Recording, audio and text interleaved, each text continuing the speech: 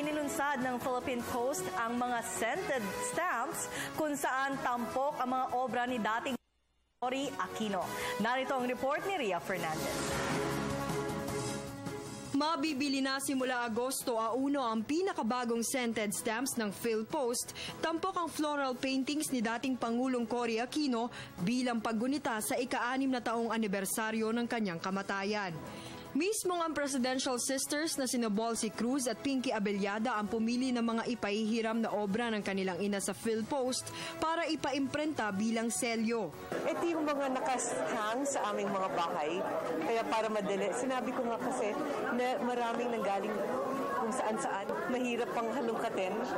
Ito yung mga favorites namin, kaya ito na yung aming pinahiram. Nasa 400,000 kopya ng special scented stamps ang inimprenta sa imported on watermark na papel at floral scented ink na mabibili ng 30 pesos bawat piraso. May 50,000 kopya rin ng souvenir sheet na mabibili naman ng 120 pesos kada isa. Ito na ang ikalawang serye ng scented stamps ng PhilPost, tampok ang paintings ni Tita Cory.